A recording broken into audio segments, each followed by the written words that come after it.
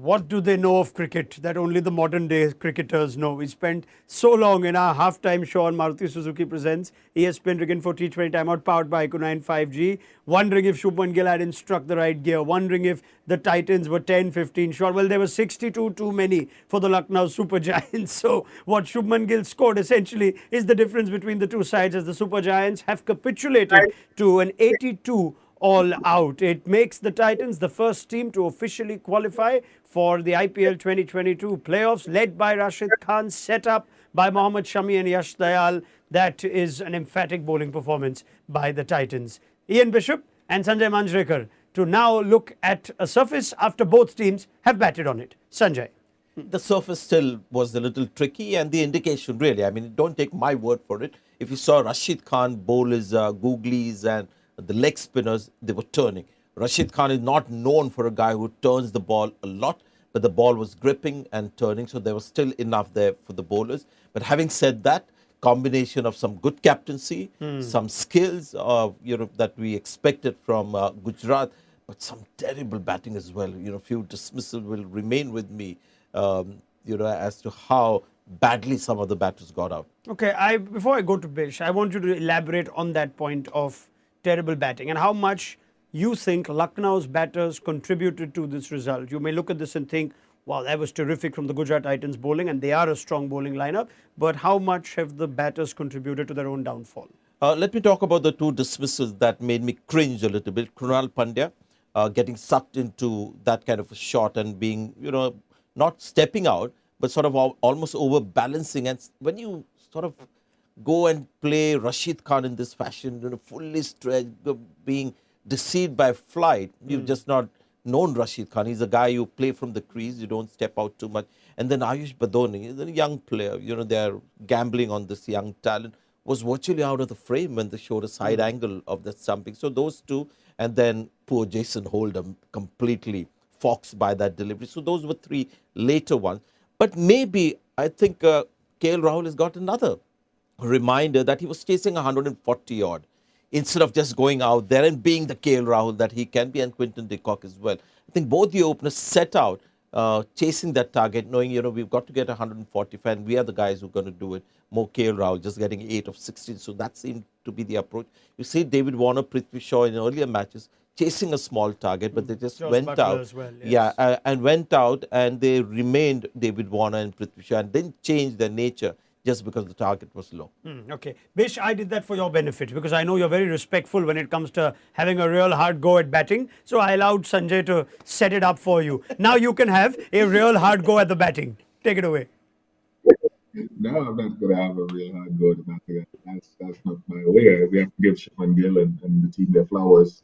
There's still another gear that I want to see him go into, but you have to give him credit and the team. And Hardik Pandya, because you talk about his decision at the toss, and there we go again, another team up there. There's no dew that impacts the game up there. So batting second consistently has been a difficult thing. So great credit to Hardik Pandya, his decision at the toss, the match-winning innings from Shubman Gill, and just the bowling of Rashid Khan and company. Very good.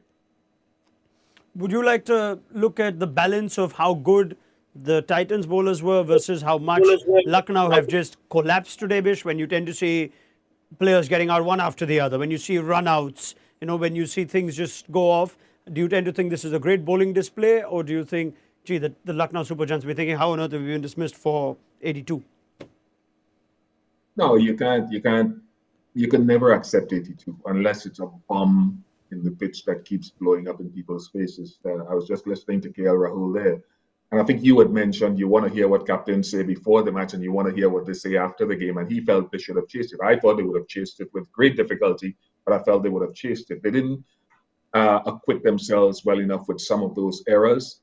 But at the same time, if you take too much credit away from the Gujarat Titans, from the way the opening combination bowled, from the way Rashid Khan and Kishore came in, the selection of him, as well as the commentators were saying, having left out Lockie Ferguson, all of those factors, I would prefer to err on the side of giving credit to Gujarat. Yes, there were mistakes in the batting, but pressure created mistakes too.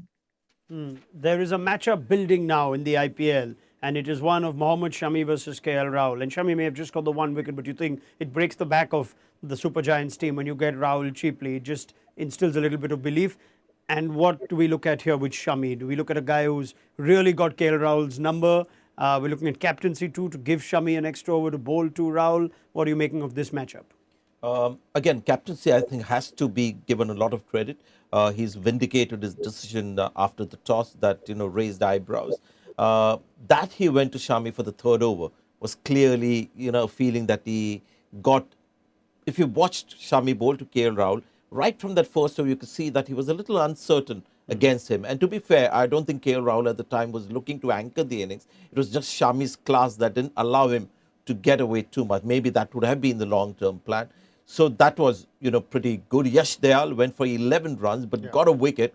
And that position at, deep Short gully third. was brilliant. So all those things just set up. And once those guys got out, that was really the batting that was going to trouble the Gujarat Titans. Because when you look at what they have for later, and that's something that they'll have to address. They played a Karan Sharma today. The Krunal Pandya there, Ayush Badoni, the way he got out, knowing, that there are some hard people there making the selection. I'm not sure whether he'll play the next game, but once you take those guys out, Quinton de Kock and K. Rahul, Deepak Hooda, what a match for him to, show that he has finally come of age on IPL. He's been around for a long time. He's got form going in his favor. These are the kind of matches where you take your stature as a player to the next level. Take a breather, Sanjay. You're on fire right now. And let me go to Ian Bishop for a question he loves to answer. This thing of holding Stoinis back, holding Jason Holder back. And one by one, you sent Karan Sharma, Krunal Pandya, Ayush Badoni. Does a 140 chase even trigger such a thought, Bish? Or is it just a thought that, they're not thinking, they're not getting, but they should be thinking in that direction? Sorry, I'm not clear on which direction. One of the big boys to be sent up, Bish. That's what I'm trying to say. With Marcus Stoinis coming in at 5 for 65, Jason Holt at 6 for 66. What, send Stoinis up or not? I wouldn't venture too much to criticize that tonight, because 140 is a chase that you think that structurally, in an orthodox manner, you should be able to get it unless you want to send a pinch hitter, I suppose. It's just that the other guys on top tonight didn't do their job. I'm a fan of one of those guys batting more overs, and I stay with that. But I don't think that's the fault of their defeat tonight. The fault of their defeat, the guys at the top didn't do their job, and great credit as well to the opposition. Sanjay? Maybe the Rashid Khan factor. When you're playing Rashid Khan, I'm sure in the team meeting you're talking a lot about his 4 overs. How do you tackle that? And maybe that's why you had that group of Indian players in the middle. And we saw how, Stoinis played against Rashid and Jason Holder got out against Rashid Khan. Maybe they wanted Rashid Khan to bowl the chunk of his overs to these young Indian batters in the middle. All right. About Rashid Khan, the bowler itself, though, let's spend a little time on him. This is a Rashid Khan that seems to be getting more wickets. Wish we brought up numbers in the past where perhaps he's not been as impactful in the middle. Now he's suddenly, putting in these innings where he may go a few games without wickets, but then he picks up bags full of wickets. He's doing something differently for you? He's holding his length better.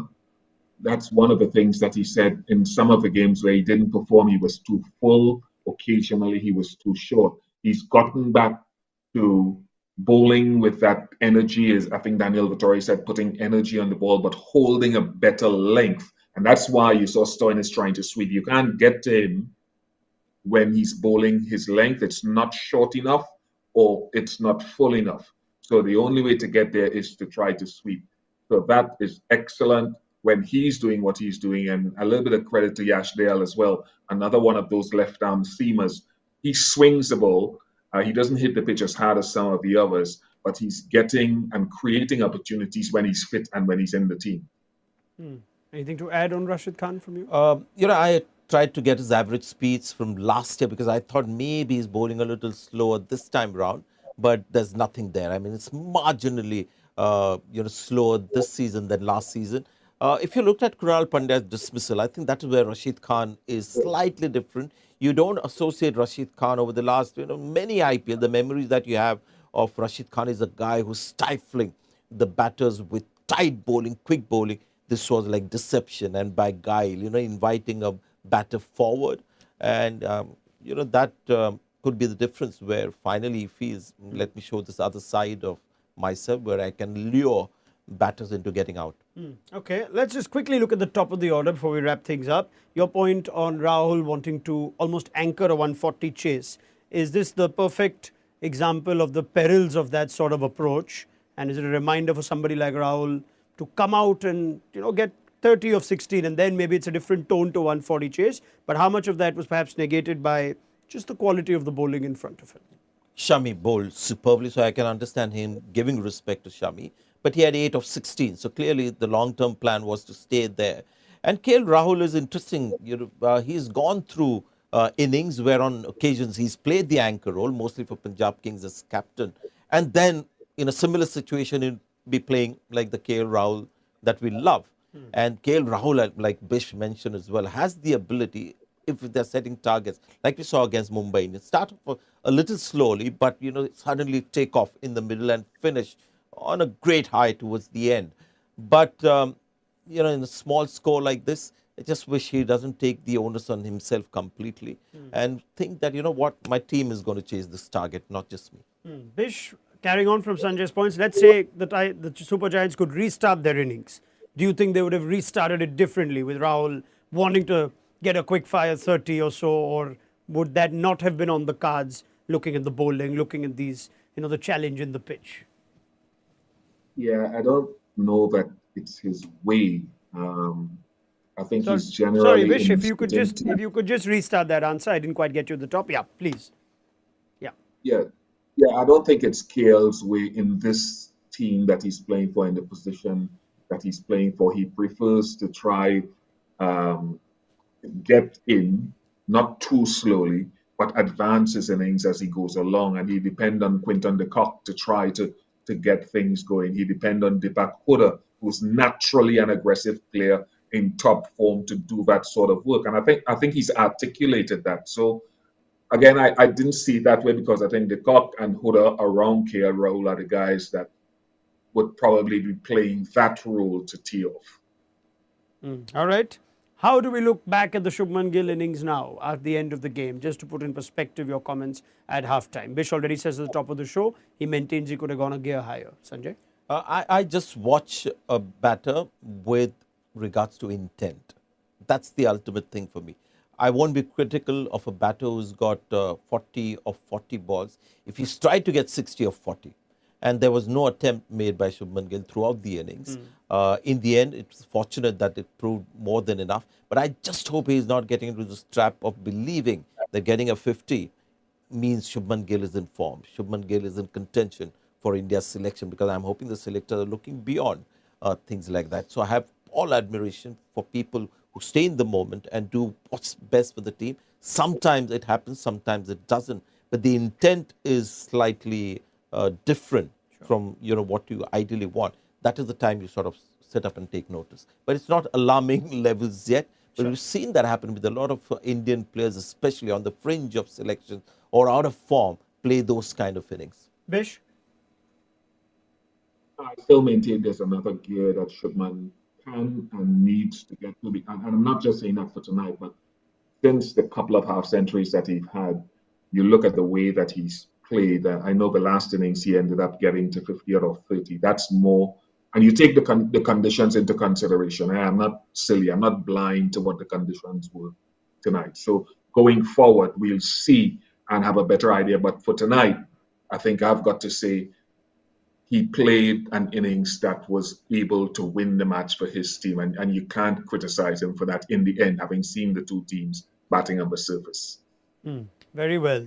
As it turns out, it is 2 points that go the Titans' way, and it puts them at the top of the IPL points table, and they'll also have that little queue now next to them to confirm that they are the first team to qualify for the playoffs. They're looking very good for a top 2 finish as well, which is of course which comes with its own advantage of getting 2 bites at the final apple in terms of the playoff. Perhaps a couple of moments to be spent then on the Titans. They may go on to win the IPL, they may go on to finish in any of the playoff positions, but this is in itself a success story, Sanjay, of a new franchise under a captain we had never seen before, putting together a team that, fair to say, has dominated the league phase of the IPL, at least going into the last couple of weeks? I must confess, at the time of the auction, I was impressed with the performance of Lucknow in the kind of players Sure. that they accumulated. Gujarat Titans, I was slightly skeptical. I mean, you started off with uh, utmost skepticism with Hardik Pandya as the captain. You wondered, what kind of a move is that? But then, they've managed to find ways to win games. David Miller has come into form. Tewati as a batter has become dangerous. And their bowling was always good on cards. Mohammad Shami was always going to be a pretty reliable bowler. Rashid Khan was going to be. Lockie Ferguson was a good pick. But apart from that, when you look at the guys that they went for, you felt maybe they don't have a champion, potential champion team. But some of the guys have really, taken off. Hardik Pandya as captain first, and then as a batter and bowler at the beginning, and then, of course, the others. Are they the best example, Bish, of a team that invested in their bowling? We keep saying this thing, bowlers win you tournaments, big money for Lockie Ferguson, the retention or the acquisition of Rashid Khan, Mohammad Shami. We're wondering, is this team strong enough with bat? Have they shown perhaps there's a different way to dominating the league phase of the IPL? All I can say to exactly what you said there is yes, you spelt it right there. I don't know if it's a different way because we've seen Sunrisers Hyderabad, for example, do it in the past. We've seen a good Mumbai team with good balance, with some good fast bowling and good spin do it as well. And it just emphasizes those teams in the top draw, actually, and how strong bowling needs to be in order to dominate a tournament. And great credit to Hardik Pandya. I'm not allowed to say this, I'm happy for them. Because I think I was drawing the attention to a colleague in the commentary box how communicative Hardik is on the field. And for some players, it could be annoying if he goes up and talks to them all the time, but I prefer to see that than a captain sitting back at long on or long off and not spending time directing his troops. The fact that he can bowl an over, and it goes again to say if he's fit enough to bowl, contribute with the ball, it offers so many options to play an extra batter or play an extra spinner or play an extra all-rounder in the team. And that's a significance heading into the playoff. If Hardik Pandya can give you a couple of overs, it lends great opportunity and balance to the team. I like the Bish has taken us to Hardik Pandya because you can't possibly talk about the Titans without Hardik, especially with what he came into this IPL with. Struggling for form and fitness, not retained by the Mumbai Indians, and we didn't know what to expect out of him. Fair to say he's had a massive imprint on this team? Yes, just imagine Hardik Pandya before the IPL started. He hadn't played any international cricket. We had no idea about his fitness. And the last memory of Hardik Pandya in T20s was not bowling and batting poorly, out of form. Just wasn't able to get, those kind of cameos that he got from Mumbai Indians down the order. IPL starts, his batting is back to that golden touch that he had. Plus, the scores weren't 15-20 kind of cameos. He got, big scores. Plus the bowling, which was brilliant. And then suddenly we realized that the bowling is not going to happen anymore. But then this surprising aspect of captaincy. And we mentioned that every time, right? After every Gujarat game, we found something that has been exceptional today as well. The way he went about his bowlers. So that, you've got to say, well done to him. And he seems like he's enjoying the leadership role. And when somebody's thrust with that responsibility, only then do you know whether they love it or they sort of, just enhance their whole game because of that additional responsibility which Hardik has done. Yeah, well, there's a lot to like about Hardik Pandya, the captain, and the Titans. Everything they touch seems to just be going right more often than not. Their selections work, whether it's Sudarshan or Yash Dayal or Pradeep Sangwan, Sai Kishore today, Riddhiman Saha at the top, Hardik batting at the top himself. Tewati, I would have thought he would have won them a couple of games with bat. David Miller, it seems CSK-esque almost that everyone Rashid Khan comes with up. the bat on a couple of occasions. All those wins, David Miller against CSK and Rashid Khan, that performance, I mean, it was a game that they had lost. And all that is adding up to them getting there. So Rashid Khan, the bowler, and Rashid Khan, the batter in two matches. Come home, has come to the party. So well done to the Titans and to their management. One last question, quick one to both of you. 1 versus 2 played today. Titans have beaten Super Giants convincingly. Are they the favourites for the IPL 2022? Bish? No, I'm not going with that. I'm not going with that. Once we get to the playoffs, yes. But I just want to give one quick thing. I don't know if we noticed this, Sanjay and Ron. The other thing about Hardik, when he speaks at a presentation or toss, the guy is so clear and open. There's nothing defensive about him. He explains in detail and is not afraid to give away information. I love that about him. Yeah, yeah. I mean, we love that about him. Gives us everything we need as we go into a show, come out of a show. So love Hardik Pandya. Shreyas Iyer as But well. I must say, in my experience, winning captains tend to be a lot more fun to listen to. You know, losing captains tend to give a lot of what we call gyan, you know, a lot of unnecessary information. But anyway, same question for you: are they the favourites for the title, or can we still not say that? We can't say that because, you know, playoff pressure and stuff like that. It is just the pitches by that time, you know, how they're going to play. So, yeah, they're looking pretty good. But I'm not able to give you the answer that you're looking for. That's okay. I'll try again tomorrow. And that's just what we do. Shubman Gill is player of the match. So one of Bish and Sanjay's friends in the commentary box have picked the batter today and not the bowler. I wonder which way you two would have gone if you all were given that I have honor. a very simple formula when we are sort of asked to vote as commentators. And Bish and everybody, we get together. And my thing is 140. Was that a winning score? Were you in a winning position at the halfway stage? So somebody put you there. And I don't think it was. So the bowlers did the job. So I would have gone for a bowler as the player of the match. Okay. And that could have been any. Could have been Rashid or Dayal. Yeah, or it didn't Shami. matter to me. 140 Fine. wasn't enough. Bish, who would have been your player of the match? I have to admit, I would have gone for Shubman. Sorry, what's that, Bish? You would have gone for Shubman? Yeah. Okay. Okay, fair enough. That is it from Ian Bishop and Sanjay Manjrekar and myself. The Titans sit pretty at the top of the table. There's a question though asked to you on the Maruti Suzuki Driving School poll of the day. Let's get through that one. The most wickets went to Rashid Khan, and therefore 22% of you would have thought of Rashid Khan, or at least some out of those 22% would have thought of Rashid Khan. He would have been the right answer. The Titans, is it going to be their season? The last time there was a franchise from Gujarat, the Gujarat Lions, they finished top of the table. It didn't quite turn out to be an IPL success story, but the Titans, there's something about them this season. Can they go all the way? We'll find out. For now, they occupy top spot. Join us tomorrow as the Rajasthan Royals look to continue their challenge for a top 2 playoff position, and Delhi Capitals need to win to keep their chances alive. We'll see you then on Maruti Suzuki Presents ESPN Cricket for T20 Timeout, powered by IQ 95G. Good night.